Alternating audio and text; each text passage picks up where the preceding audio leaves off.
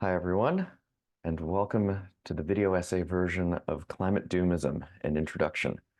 My name's Gavin Esdale, and I will be your host for however long this video is to this surprisingly lively, occasionally depressing, but I think vital field of study. For those of you joining for the first time, this is a video version of a workshop I hosted as part of UBC's Climate Emergency Week in February 2024. And for those of you who attended that workshop and are now watching this video, welcome back. Much of the subject matter has remained unchanged, so if you're looking for a refresher, I certainly hope you'll get it. Before I get into the actual content of this, I will offer a couple of content warnings. As you can possibly imagine, this field has a tendency to be a little bit grim at times. There likely will be some mentions of death in some form.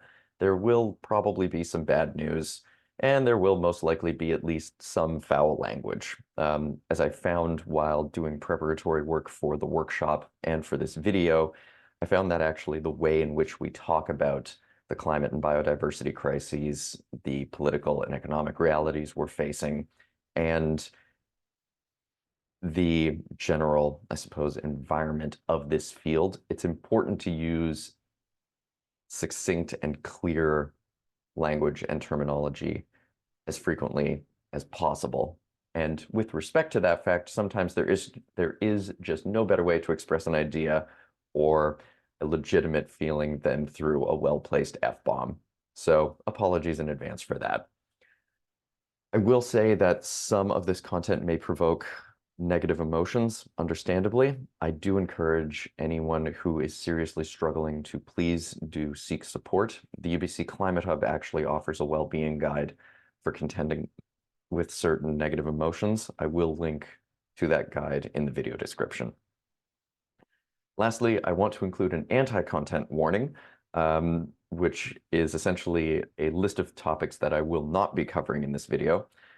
The first of which is a catalog of catastrophes. I am not here to reiterate the dismal state of the environment, of global biodiversity, political inaction. If I wanted to do that, I could have just stayed home doom scrolling. Another thing I'm not going to be including in this is the phrase "we're screwed," or any of its variants, mainly because to me that's boring, and also because it's true, but also not true. And the way in which we talk about that phrase is actually quite important. I think just saying we're screwed and then just leaving it at that is a cop-out. And again, if I wanted that, I could have just stayed home doom scrolling. This is also not going to be a wallow in despair or fatalism. I do hope that this subject material ends up being constructive, as I do believe the field itself is actually very constructive. But we are not going to be swinging too far in the opposite direction and talking about techno-salvation. The field of climate doomism has mixed feelings on subjects such as the promises of electric vehicles or renewable energy. And I do personally believe there is a little bit more reason to be pessimistic in that regard. But I also don't think it necessarily pertains to the subject material that I really want to talk about. So we won't be talking too much about that. Lastly, I'm not going to be including any unqualified expression of hope or hopelessness within this field. And I will get into what exactly I mean by that further into the video. But let's just say I don't think it's representative and I don't think it's accurate to say whether or not I have hope. And I will talk about why that is. So a little bit of a preamble. First, I will state that I am recording this video on the ancestral, unceded, and traditional territory of the Musqueam, Squamish, and Tsleil-Waututh nations. I will also state that as a personal acknowledgement, I don't actually claim to be a subject matter expert in the field of climate doomism. I'm just someone who thinks that the field actually has a lot that is valuable and constructive to offer us in these challenging times. I will also state that because this field, engaging with this field will more often than not entail a lot of contending with some difficult emotions. I have found that my own personal experiences are quite relevant to my own understanding of this field. And so I will be speaking a little bit about my own, I will be speaking a little bit with my own stories at points. Lastly, this field is a lot larger than I had anticipated. When I started putting together the content for this workshop and for this video, well, let's just say that when I stepped to the shores of climate doomism, I didn't necessarily find myself in over my head, but the sea level rise was definitely a little bit higher than I had expected.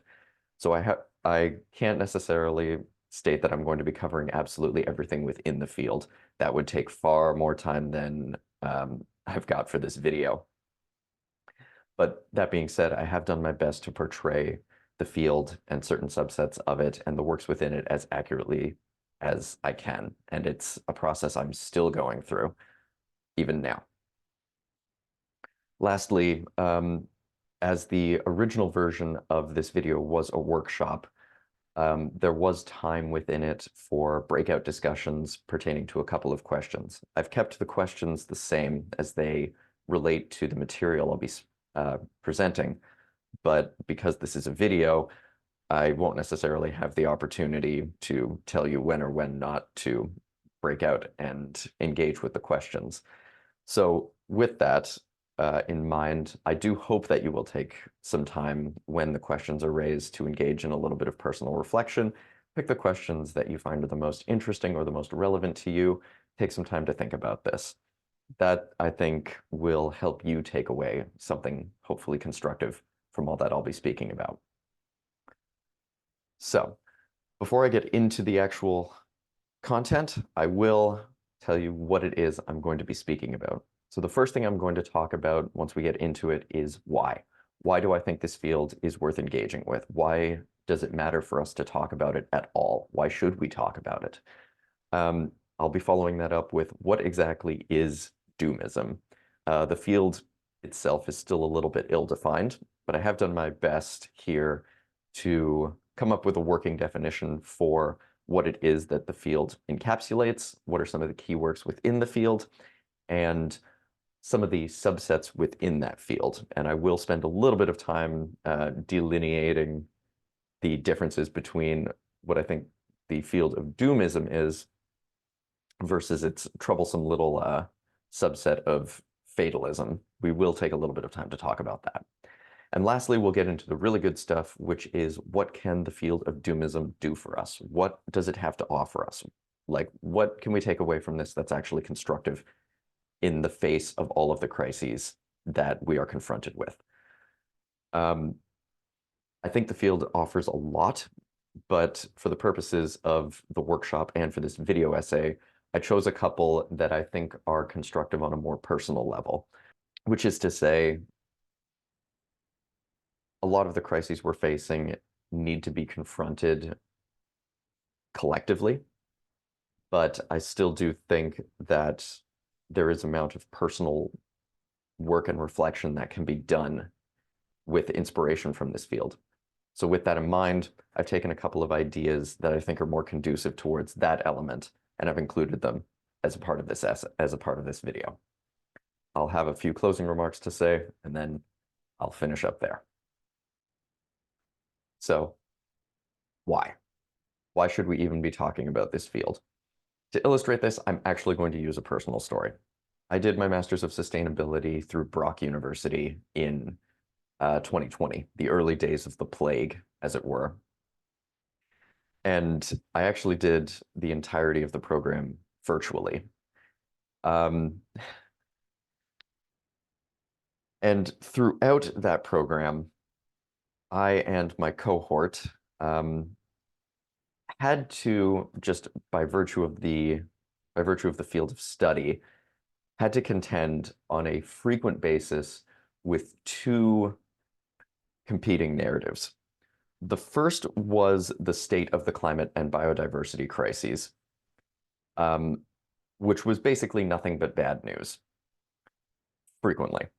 And the second narrative was the political narrative. What the promises were from elected officials or government bodies pertaining to addressing these crises, or in many cases, failing to address these crises. And over time, this developed into a fair amount of cognitive dissonance, which succinctly stated is the psychological state resulting from inconsistency between two or more elements in a cognitive system. Basically, two thoughts that are at war with each other.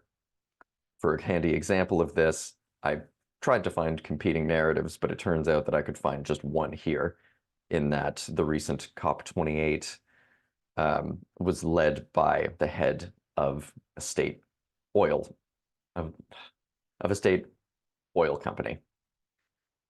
I don't think there's a better representation than that. But to my story, we would have to contend with these competing narratives day in and day out for weeks. And as this graph, as this wonderful graph illustrates, in spite of all of the political promises, in spite of all of the conventions, in spite of all of the non-binding agreements, in spite of the pledges, there actually hasn't been meaningful effort at all to address the problem of global anthropogenic climate change. I will also state that I don't like over-reliance on graphs. This is the only one I'm including in this video presentation. And it was after a few weeks of this that I felt it kind of necessary and a little bit of a relief to remind both myself and my cohort that we aren't actually insane. And as David Wallace Wells puts it, no one wants to see disaster coming, and those who look do. And this is why I think it's so important to talk about doomism, because when confronted with all of these realities, it can be despair-inducing.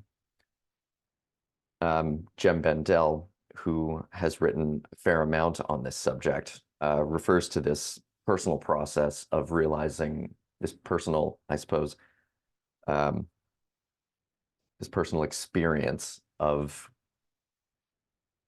realization as hitting the floor. And in his book, Breaking Together, he says that the benefits of hitting the floor, psychologically speaking, are that, quote, we can open our eyes and find that there are people lying next to us, similarly knocked down by the news, difficult events, and bleak prognoses. We can share ideas about how to get up and do more than stumble around like before. I've added my own emphasis to that, but that is why I think it's important to talk about this field, because this field largely consists of people who have gone through that process of hitting the floor and have done some serious critical reflection on what that means for us moving forward. And as Kate Marvel puts it, we need courage, not hope, to face climate change. And there are a lot of courageous writers in this field who have a lot of good ideas to contribute, and we will be speaking about some of them shortly. So now that we've talked about why it's important, let's talk about what exactly the field of doomism is. It's not actually precisely academically defined yet, but you could say, and I say, that it's a variety of media that focuses primarily on negative outlooks for numerous facets of the global environment and modern industrial consumer society. It's a field that tends to draw from and focus on numerous disciplines, usually concurrently. And those disciplines include, but are definitely not limited to, the natural sciences, so ecology, biology, climatology, politics, geopolitics, economics, aka your dismal science, energy and resource consumption, anthropology, psychology, sociology, history, linguistics, even philosophy, theology, and spirituality. I will also note that when people talk about doomism, sometimes the media that they're referring to is actually also a little bit ill-defined. There have some considered doomism to be just media which only focuses on defeatist narratives. I actually don't think that's true. I think that those are certainly contained within the field of doomism, but I don't think they necessarily define it. And moving forward with the rest of this video, I'll be referring to the field of doomism as as I've defined it here. If you were to give kind of a core thesis to the whole field, my efforts to do so are portrayed thusly. The thesis would be the current globalized capitalist industrial consumer society is built from unsustainable patterns of growth, consumption, and inequality, and which are undermining the very bases for its own existence through destruction and alterations to the biophysical environment which gave rise to modern human societies in the first place. Or if you wanted a TLDR version of that, I would say it's this shit can't last, and most of it can't be fixed or saved, and a lot of it probably shouldn't be saved anyway. What the field doesn't say is that we're all going to die horribly and suddenly. As Andrew Boyd put it, in counterpoint to many of the narratives of going off a cliff or hitting a wall, Andrew Boyd says instead, we are just sliding down a sharp, slippery slope. And it's ultimately up to us to determine how we contend with that slide. Another thing the field doesn't say is that there's absolutely nothing we can do in any way to improve, address, or redress any aspect of our situation whatsoever. That kind of framing does make for great doom scrolling content, though, and distressingly, as I found while doing research for this essay, it also that's also the implicit message of a lot of good neutral climate-related reporting, which, if nothing else, is a good reason for more of us to be putting our phones down more frequently. So, having established what the field generally is and what it's primarily concerned with, let's talk about a few examples from the field. A few that came to mind for myself were the wonderful book Earth by Bill McKibben, which effectively posits that we've already made a functionally new planet through alterations to the atmosphere and to our biophysical environment. The task is now to figure out how to live on it. A little bit more of a bleak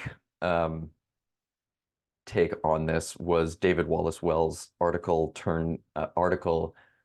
The Uninhabitable Earth, which he then expanded into a full book in 2019. And this book illustrated many of the expected consequences of current and expected global warming.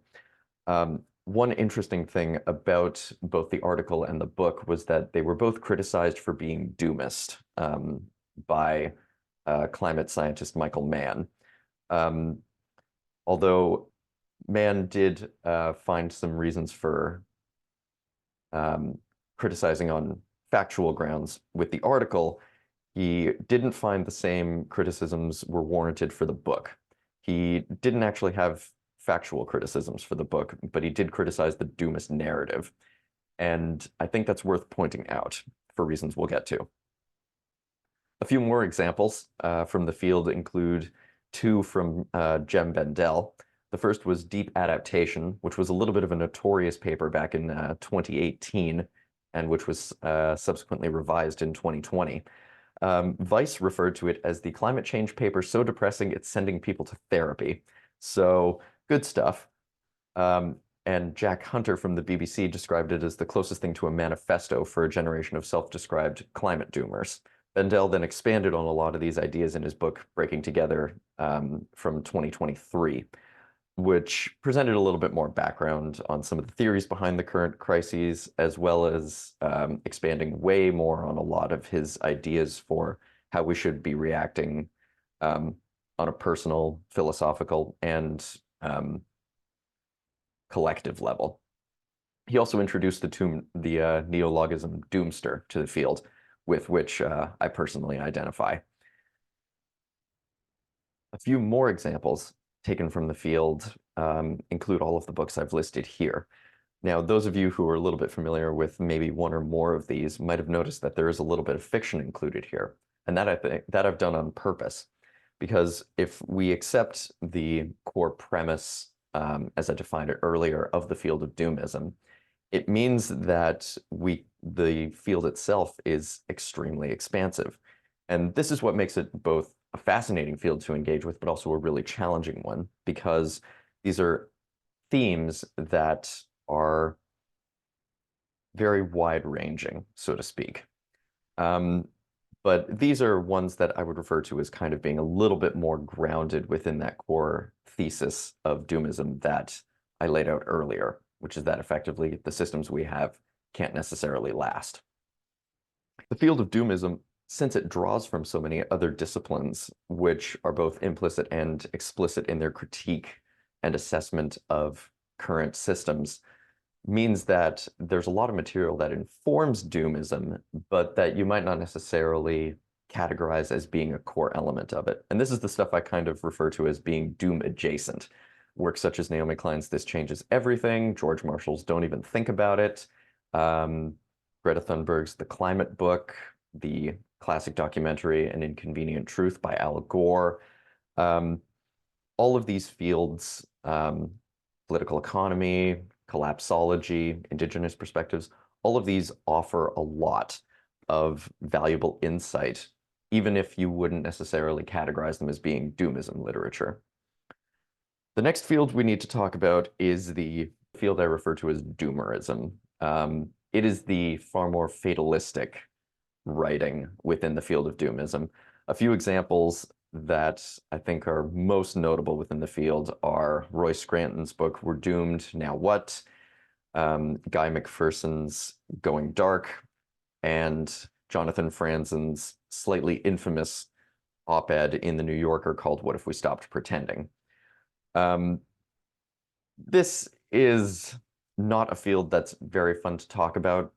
In fact, it's actually been criticized quite roundly as being extremely fatalistic. And if I were to charitably summarize the core thesis of the doomerism field, it would be there's nothing to really do, so we're going to do nothing, but at least we'll be nice about it. And you should be nice too. I don't consider it a coincidence that all three of those works in the previous slide were written by upper middle class white guys. There are a number of problematic tendencies within the field of doomerism, one of which I've noticed it tends to assume that the current destructive economic and political systems are inevitable results of human nature, which I think is questionable at best, and at worst, it makes a pretty great excuse to not give up the benefits of one's privilege or have to actually engage with the systems that produce them. And that I think is worth keeping in mind. So before I talk about the last subset in the field of doomism that I want to talk about, let's talk about why people think doomism doesn't help. The primary concern that gets raised by critics of the field is that doomism framings lead to feelings of fear, helplessness, and inaction or withdrawal. And I would like to point out that there is research that has been done that demonstrates that certain framings, especially defeatist ones, or the ones the ones encapsulated by that field of doomerism that I just spoke about, are actually actively used by bad actors to discourage engagement. And that's a fact that we should be aware of. However, I would counter the criticism of negative framing by stating that criticism of the framing of facts is not necessarily a refutation of the underlying facts. And if the facts are pointing towards expected negative outcomes, the only real honest way to contend with them is to contend with them, negativity and all. Critics will frequently state that it's important for us to focus on like good news stories or solutions, but an honest reckoning with even with those solutions and with the good news stories still doesn't necessarily point to an overall positive outcome.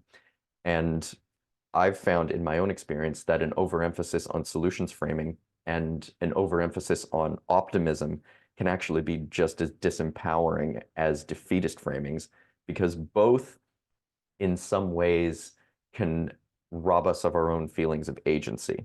If the problem is so bad that we can do nothing about it, then we're not going to do anything about it.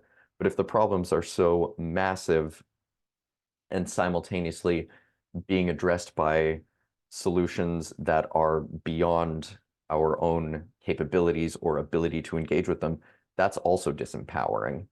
And I find that an honest take on this field, a good way to do that is to avoid steering into either defeatism or outright optimism, which can serve as its own form of denial or pathway to disengagement. You may have picked up on this, but this is not always the easiest stuff to talk about. The good news is there's one subset in this field that actually I think does offer us a lot of good, and it's what I would call the post-doom field, which we're going to get to. So, what can doomism do for us? We've talked a little bit about some of the ideas in the field, some of the problems. Now, let's talk about how it can actually help us, what it can offer us constructively.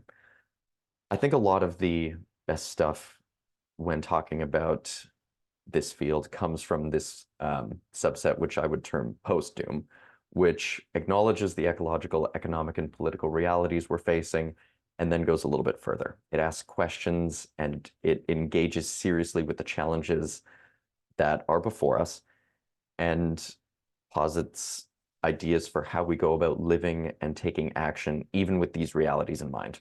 And from my own experience, I can say that it offers a lot of really interesting and useful concepts for us to work with. A few examples from the field that I've chosen to put up here include a few works I've already spoken about, such as Bill McKibben's Earth and Jem Bendel's Breaking Together. I've also included some works in here which you might not necessarily categorize as being doomism, but you might categorize as being post-doom, such as Robin Wall Kimmerer's Braiding Sweetgrass and the collection of wonderful works, All We Can Save. Let's get into some of the ideas. The first one I want to speak about is our use of language. The reason I think language is really important is because it informs our ability to think about, describe, discuss, and contend with the challenges that we face, both in our regular lives, but as well as the bigger challenges that we're facing politically and with regards to the climate and biodiversity crises.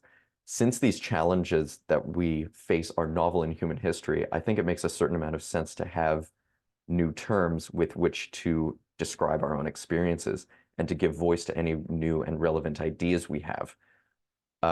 We should also ask which words and which concepts do not serve our purposes well. And this is especially true when it comes to contending with the issue of greenwashing language. So here are some examples I want to speak about. The first, no, it's not a typo. Earth by Bill McKibben was spelled with 2 A's. And the reason he did that was he wanted to create a concept that describes our planet, the one our society's developed on, that's still changed in a few key climatic ways. And even though Earth with 2 A's is not necessarily a word that has entered into common usage, I do think that his method of describing a changed planet was actually very effectively done just by adding that extra A, which, who knows, maybe it stood for Anthropocene. Jem Bendel's Deep Adaptation and Breaking Together introduced a few terms which are kind of useful. The deep adaptation in itself is both the title of the paper and it refers to his framework for meaningful action in response to the challenges posed by global warming and the systems responsible for it. He also introduced in his book, Breaking Together, the term eco-freedom, which is a concept which refers to the individual and collective state of being free and enabled to care for each other and the environment, rather than coerced or manipulated towards behaviors that damage it. The UBC Climate Hub's Climate Doom to Messy Hope refers to a couple of these concepts, such as eco-anxiety, eco-grief, and eco-rage. And these were also alluded to in Glenn Albrecht's Earth Emotions book. As we're contending with emotions that didn't necessarily have titles for them, being able to refer to certain ones such as anxiety or grief in the context of being related to feelings pertaining to environmental catastrophe or ecological damage or biodiversity loss or even environmental change is actually quite useful for us to be able to talk about our own experiences. Robin Wall Kimmer's Braiding Sweetgrass also introduced a great term. She refers to it as Wendigo thinking, based on the uh, Native American legend of the Wendigo, which is a cannibalistic beast which is defined by being endlessly hungry. And she describes Wendigo thinking as being conduct which is emblematized by being hungry, greedy, selfish, and also alone or isolated. Glenn Albrecht's Earth Emotions actually endeavored to create a new vocabulary for us to use. This was the core focus of his book.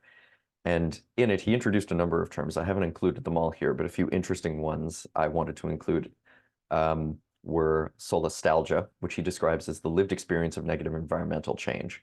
It's the homesickness you have when you are still at home. He also introduced the concept of symbiology, which he defines as the study of humans living together with the totality of life. I like to think of it as biology plus.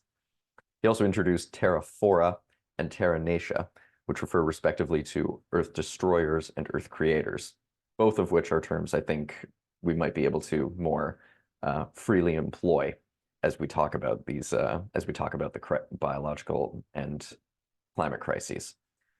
So a few questions I would like to pose to anyone watching, if you're interested in pausing the video and thinking about some of these, or just picking a question that resonates with you. I would ask you, which of these words or concepts resonate with you and your own knowledge, experience, or interests? Can you think of any concepts, emotions, or ideas for which you might not have any language yet? And when you're thinking of greenwashing, what language or words come to mind? So idea number 2 that I want to talk about is the 4 R's of deep adaptation. Jem Bendel's paper from 2018 introduced the 4 R's, and then his book, Breaking Together, expanded on them a little bit. But when he refers to the 4 R's, it's 4 concepts, which can be phrased in the form of questions for us to ask ourselves. So the first R is resilience. What do we most value in the face of collapse that we want to keep, and how? The second question is related to relinquishment. What could we let go of so as to not make matters worse? The third is restoration. What could we bring back to help us in these difficult times? And the fourth is reconciliation. With what and with whom shall we make peace as we awaken to our shared burdens? So with these 4 R's in mind, I would ask you to think which 1 or 2 of these ideas most resonates with you. Can you think of any specific examples of in your own life of something worth preserving, restoring, or relinquishing in the face of the climate crisis? If you'd like, you can pause the video and take some time to think a little bit about that. The last idea I want to talk about is the idea of hope and the importance of rethinking it. So personally speaking, I wrestled with the concept of hope for a long time, and for a little while, I became really, really exasperated with it, especially with any pieces that asked for me to have hope, or the importance of having hope, or any expression that no matter how bad things are, there is always hope, and we should always be hopeful. And I found myself extremely irritated by the concept, and I couldn't quite figure out why that was. And it was maybe around the 4th or 5th time that I looked up the definition for it, that I realized what it was that was annoying me about all of these expressions about the importance of hope. And it was the fact that in the definition I found, which I've included on screen here, is that hope is a feeling or expectation and desire for a certain thing to happen.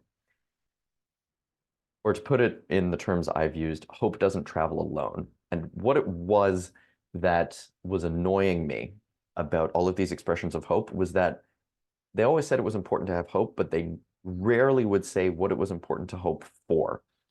And I think that's really important to remember, because hope, by definition, shouldn't travel alone.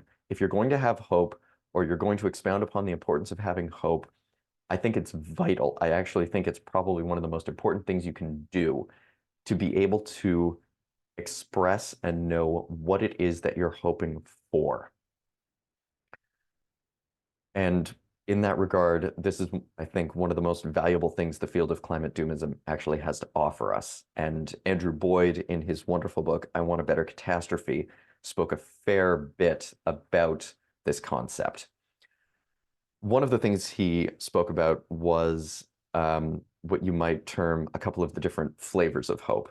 And he offers two, I suppose, ways of categorizing your hope. The first is whether or not your hope is outcome-based or process-based, and whether or not it's proactive or reactive. And the way we can illustrate this is by using a couple of examples. The first two, passive hope and heroic hope, are both outcome-based. The difference being that passive hope is reactive and heroic hope is proactive. So passive hope takes an attitude of things will turn out all right, whereas heroic hope would take an attitude of we can fix it, our only limits are our imaginations, the best way to know the future is to make it, that kind of approach. And I would argue that neither of these are necessarily optimal when facing down the scale of the climate crisis, particularly because in being outcome-based, when the outcomes you're hoping for aren't achieved, this hopefulness can very easily lapse into defeatism or pessimism. The third kind is stoic hope, which takes an attitude more of we can survive and rebuild. We have faced catastrophes, have been faced in the past, maybe not on this scale, but it is possible for us to weather the storm as best we can and create something in the aftermath. It's process-based in that it doesn't necessarily entail engagement with a positive outcome in order to be exercised. But the problem is it is more reactive than proactive. And in the face of the crises we have to contend with, reactivity is not necessarily the most helpful option for us. The last kind is grounded hope, or what Boyd also refers to as strategic hope. And it's both process-based in that it's active, and it's also proactive. A statement you could use to encapsulate this approach is no matter how bad things get, or how much worse they're likely to get, there's always something that can be done to make them better. Speaking for myself, I take a fair amount of comfort and also empowerment from the idea that even when we can expect things to get worse, there is always something that can be done to either slow down the slide or to actively improve our situation. Even if it's in just our own little corners of the world, every little positive action actually can be helpful. So the questions I'd like to pose to all of you who are watching is which type or types of hope, passive, heroic, stoic, or grounded, do you identify with? What kinds do you want to have? And do you have maybe a different kind of hope depending on what it is that you're thinking about? I myself have contended with this a little bit. And lastly, and potentially most importantly, what is it that you hope for in the face of the climate and the biodiversity crises? When we're contending with the issues that we expect to be facing, what is it that you hope for, and what is it that you want to hope for? So before I end the video, there are a couple of closing remarks I want to bring up. The first is a little bit of a reiteration of why. Why do I think it's actually important to engage with this field? Well, the first reason is that, once again, to reiterate a point I've brought up with my sustainability cohort, and I now want to reiterate with all of you, we aren't actually insane. The news is in many ways bad. But the good news is that we aren't the only ones who have contended with this. A lot of people have critically engaged with this field and have produced a lot of useful, humane, and insightful guidance for us to use. And some of the ideas that have come from this include the ones I've spoken about here, such as the language we use to describe and contend with the challenges we face, both personally and interpersonally and collectively, choosing what it is we want to value, to restore, to relinquish, and find reconciliation with, even in the face of these crises. And lastly, rethinking what it is that we choose to hope for and what the concept of hope ultimately means to us. And I would also want to point out that with one more little personal anecdote, it was really difficult to contend with a lot of the material in this field. And for those of you who may just be dipping your toes in, it is absolutely understandable if you face a certain amount of emotional difficulty with a lot of this subject material too. But one more ultimately positive takeaway I've had from the field of Doomism is that it's been a good reminder of our shared humanity, and a lot of the really positive and constructive elements of our capabilities as a species and even within us as individuals. And I would like to include this quote from Andrew Boyd, who was quoting his friend in his book, I Want a Better Catastrophe, which is, "I can be dispassionate about the science, but not about you, dear friends.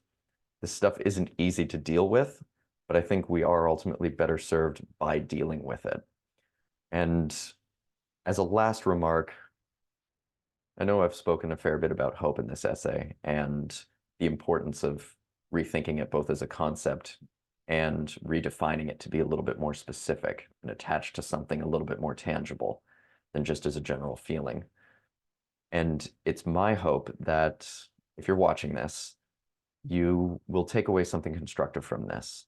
Maybe an interesting idea, maybe a resource you'd like to take a look at, maybe even just the knowledge that you have, if you've been dealing with these difficult feelings for a while, that they are grounded in reality in many ways. And in spite of the difficulties of that, you aren't alone in facing them. And that there's a lot of good material and a lot of resources and a lot of concerned people out there who also care about these issues. It's my hope you'll ultimately take away something constructive from this. And that, I think, is one of the most positive things that this field has to offer all of us. Thank you.